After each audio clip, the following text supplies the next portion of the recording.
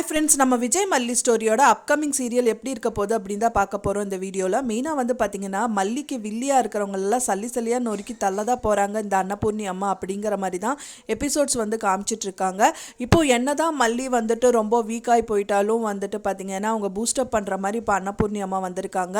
அவங்க வர்றது மட்டும் இல்லாமல் அந்த தாலி பிரித்து கோக்கிற ஃபங்க்ஷன் வந்து எப்படியாவது நடக்கும் அப்படிங்கிற மாதிரி கெத்தாக வந்துட்டு பதில் சொல்லிட்டு சொடக்கு விட்டுட்டு தான் அவங்க வந்துட்டு சவால் விட்டுட்டு போகிறாங்க ராஜி கிட்ட.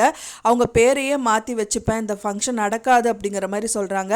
அந்த பேர் நான் டிசைட் பண்ணி கொடுக்கட்டுமா அப்படிங்கிற மாதிரி கெத்தாக அவங்க இருக்காங்க மல்லிக்கு பதிலாக அப்படிங்கிற மாதிரியே சொல்லலாம்.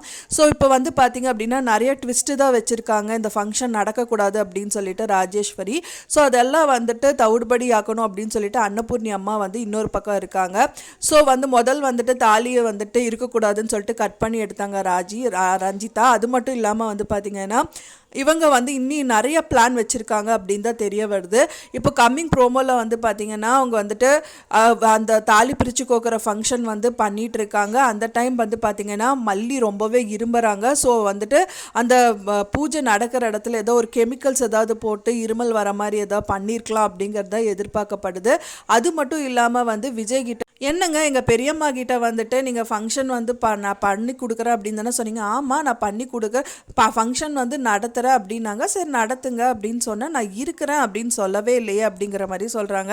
என்னங்க நீங்கள் இல்லைன்னா ரொம்ப அசிங்கமாக போயிடுங்க அப்படின்னு சொல்லிட்டு அவங்க விஜய் காலையே மல்லி விழுகிறாங்க அப்படின்னே சொல்லலாம்.